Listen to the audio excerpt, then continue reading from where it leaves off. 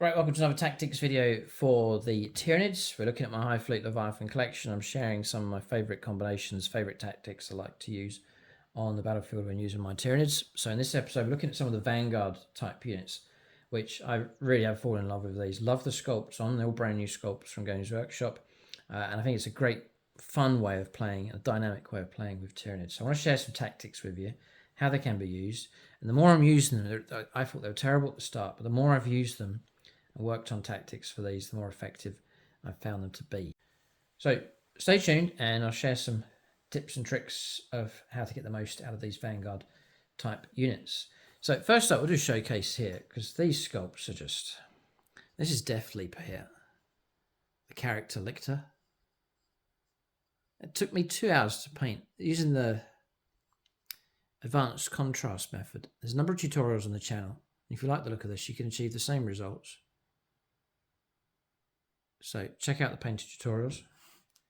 Games Workshop have resculpted the Lictor. Always hoped and longed for the day that they would do that. And they've done an amazing, amazing job. Brilliant, brilliant sculpt. Love the look of these models. And this kit here, I've ordered another one. This kit comes in 3 different poses. You don't really see it on the box art or on the back cover of the box, but there is a third pose that just looks incredibly good. So I look forward to building another one of these in a completely different pose from the same kit. And the size of them. Look how big they are.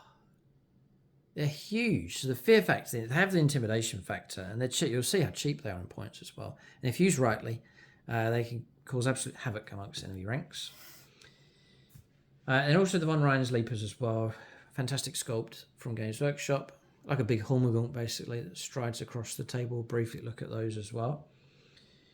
So I'm trying to keep this video as concise as possible. I want to share a number of tactics here that you can use. Feel free to copy the tactics I talk about here. Let us know how you get on in the comment section, or share any extra tactics that you know regarding these types of units. If you feel inspired to expand your Tyranid collection or start collecting Tyranids, then it's the Outpost for discount 40k, usually 20% off or more across the range of Warhammer and beyond.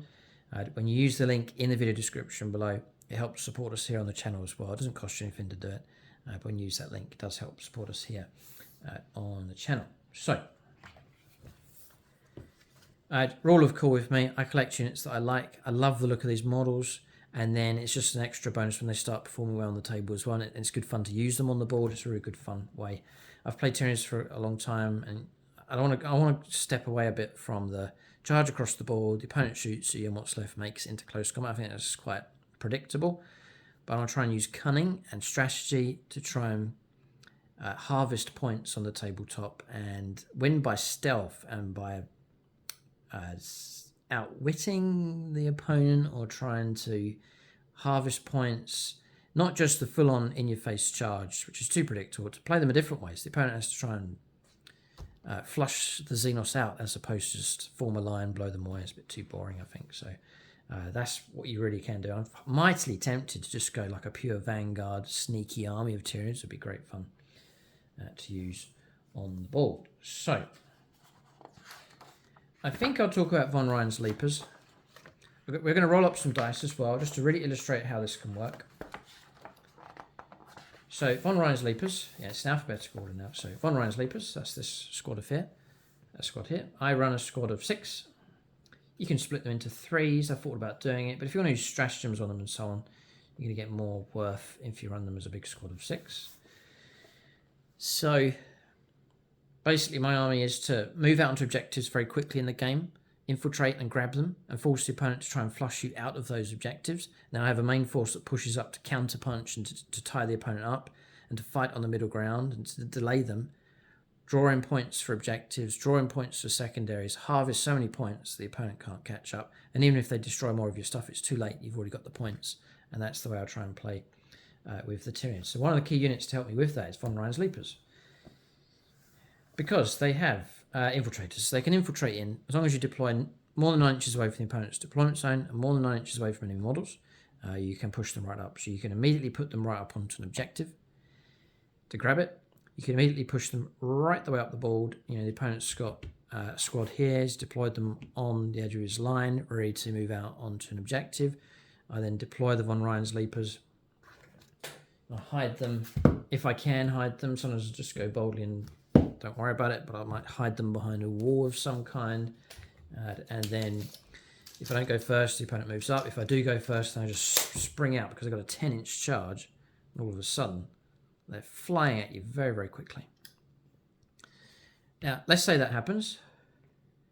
What's the tactic with these? The tactic is not necessarily to win against these because I'm outpointed and outclassed, but to charge in and just to tie them up. So the opponent's unit that he thought was going to move out and grab an objective straight away now finds itself tied up in close combat against Von Ryan's Leapers. And so that kind of situation, just delaying the opponent. So whilst my stuff's harvesting points, Von Ryan's Leapers are pinning a unit down in close combat. I'm not going to roll up dice for close combat. They're okay. They'll kill a few. They'll lose a few. But the whole idea is that they're tied up there and they're not pushing up, shooting at my stuff, grabbing objectives and so on. But they're being kept away from fulfilling that. And therefore, the Von Ryan's Leapers, as a delaying type unit that bogs things down, has proved very useful. So that seems to be the main tactic for those. Usually they end up getting shot at, overwhelmed and destroyed, but they may well have done their job at tying things down in close combat. Not going to roll dice for them because they're okay, but they're not amazingly good in close combat. But for tying stuff up and for being that initial threat, I like to use them, and I run them as a squad of 6. So what I really want to get into is the juicy bits here, and this is the Lictor and Deathleaper. So we're going to take a look at him and Deathleaper. They have some great advantages. On their own, the opponent will shoot and destroy them or cut them down in close combat. So you can't expect complete miracles from them, but they can be very, very useful. Von Ryan's Leapers, by the way, squad of 3 is 75 points at the moment, 150 points for a squad of 6. It's not too bad kind of cost. Lictors and Deathleaper are cheap, I think. 60 points for a Lictor. And for that, you get a lot of intimidation factor on the board. 60 points. And then just a mere trifle of 70 points for this huge model. The size of him. Again, the opponent, psychologically, they can't ignore these on the table. And so you've got a big distraction type factor with them. Your humble Lictor is movement 8, so you've got brilliant movement with this thing. It can move very, very quickly across the table. It's toughness 6, which is great in close combat. The opponent tries to kill this thing. He's going to be on 5s with his Marines. 4-up save. So, it can be brought down, but the opponent's got to try and work their way through 6 wounds to finally destroy it. OC of 1, LD of 7+. So a couple of other things, big things. Fights first ability, amazing. So you find yourself in combat, you've charged, you get fights first. If the opponent charges you on his turn, I think you'll go first because you both got fights first. He charged, he gets it, you've got it built in, but the first combat goes to the player whose turn it's not, which will be you, and so you can find yourself fighting first even if you're charged, potentially. You've got infiltrators, which we've said already. You've got stealth, so when you shoot at them, it's -1 to hit them. And then the real icing on the cake is lone operative. So with lone operative rule, you've got to be within 12 inches to shoot at them. So I can perch this out in the open, 24 inches away, and no one can shoot at me unless they get to within range 12. That's an amazing ability these things have, and it's great if you're trying to hold on to objectives.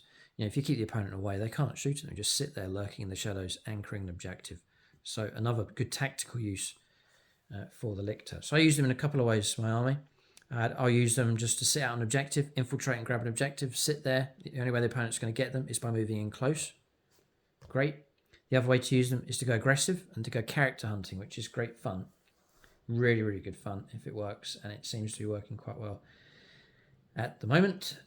If you do go character hunting, I usually hunt weak characters or medium sort of characters that I think I have a chance of bringing down. If you destroy them, you gain a CP, and CP is so vital. Command points. You actually harvest command points by killing characters. So for Space Marines, I'll be after lieutenants, chaplains. If I've got a couple of these operating, I could go after captains and try and get past the 4+ invulnerable save and so on. And really just disrupt the opponent by taking out their characters. You've got Pheromone Trail as well. Once for battle round, you can target one model with this ability with the rapid ingress stratagem for 0 CP. It's quite restrictive though. 0 CP for rapid ingress means you can arrive from reserves for 0 CP on the opponent's turn. It's quite good. But these don't have, and I wish they did, they don't have deep strike. So arriving from reserve means you just turn up on a flank. So it's quite restrictive, so I very rarely use it, which is a shame. If they're deep strike, these would be amazingly good. Because you could turn up on the end of opponent's movement phase and then just come out and ambush next turn. You can do that, but it's got to be done on the flanks just by arriving from reserve.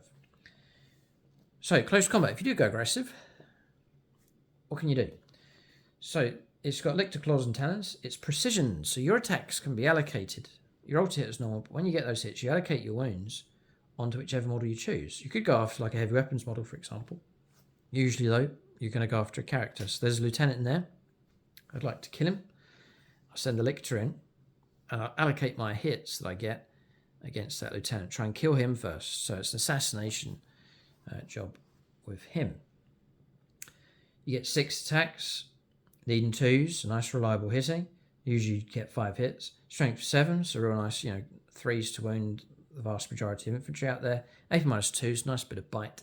And damage 2 as well, just to work your way through the wounds on whatever your target is. That's a lone Lictor. It's probably going to get overwhelmed against this kind of target. I'll send him in, and I'll show you how he gets on. I think we'll do that. So let's say we've made our charge.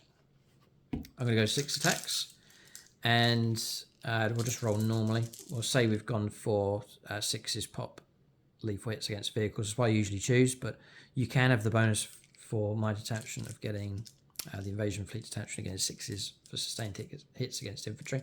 But we'll say we don't have that. So I'm looking for 2s. So 111 typical, it's a bad roll. But anyway, we'll go for wounding. 3 wounds come through. We'll go against the lieutenant, and he's going to try and make his saves, which he fails. The lieutenant's dead. Mission accomplished. I've killed him, and I've gained myself a CP. That's very, very useful to have that on the board. What sneaky assassins. Go again. 2s. That's better. That's the average. 5 hits. 3s to wound. 3 wounds come through, and lieutenant dies again.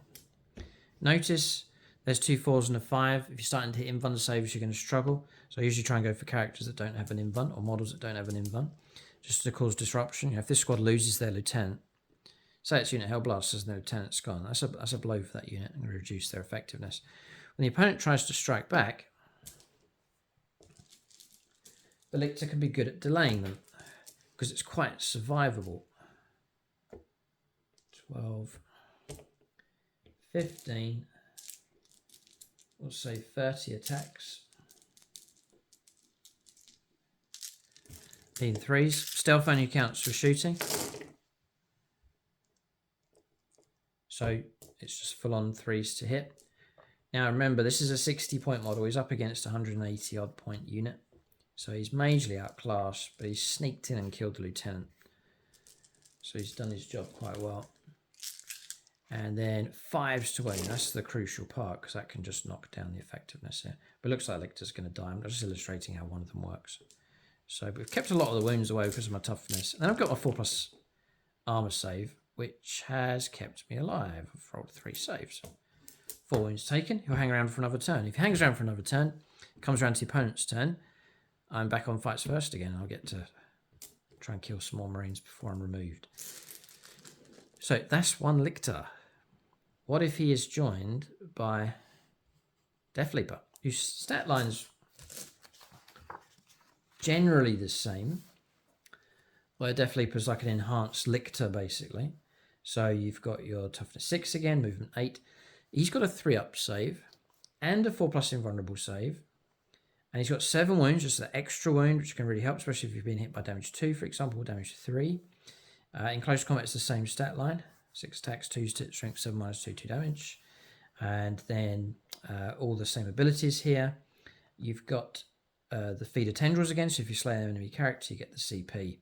And you've got a battle shock thing here as well, fear of the unseen, which is all right, but that's not much with that rule. So same situation again. Let's say both have made it in. And I'm thinking about, what if pairs of these, or a trio of these, even regular Lictors make it in?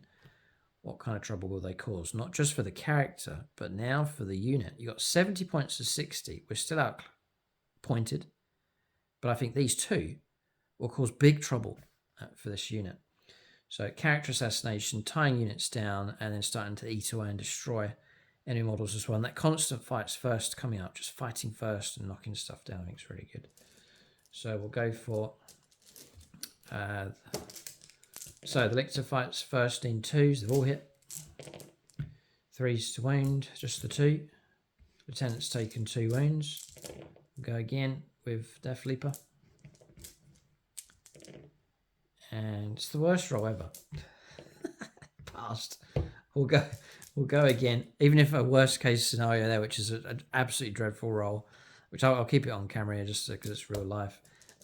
I've still got myself units in where the opponent's got to try and clear them out of the way, and it's going to take a fair bit to bring both of those down. So I'm rolling up for... I just roll both together. We'll keep that result because they're running exactly the same here. 3s to wound. Oh, this is better. 5s to save. So in this fresh situation, Lieutenant's dead, and then I've killed 5 Marines. They've actually chopped down. This is a bit of extreme results here. The Lieutenant's gone, half the squad's decimated. That's a brilliant hit.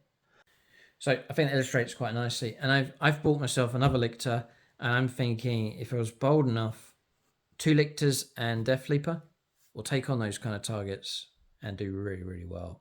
And the other thing is, whilst you're fighting away in this little 12-inch bubble, anything outside of that can't shoot at you, can't do anything to you, just can fight away. And so when you infiltrate in, you can pick an isolated part of the table and then just conduct your own little war. And unless the opponent sends in units to get really close, they'll not be touched. And so these are great for grabbing objectives, holding objectives, going on assassination adventures with those. And then also, if the numbers are right, if you can amass a few of these, they're actually taking the fight to enemy units and causing mayhem amongst the enemy ranks. And so, massive fan of these, and superb, beautiful, beautiful models here from Games Workshop. So I chose them for all of cool, and working on tactics, they're progressively becoming a good asset for my army. Let us know in the comment section how you use Lictors and Deathleaper and Von Ryan Sleepers. It'd be great to hear how you get on with those. Are they your favourite units? How do you use them? Let us know any extra tactics in the comments section below. If for discount 40k, it's the Outpost. You'll get 20% off or more. You can tap into free delivery, even across most of the European Union as well. So take a look at their website. Huge range that they have, Games Workshop and beyond. And then when you use that link, it really does help support us here on the channel. Keep a lookout for more videos in this series. Thanks for watching. Tune in next time.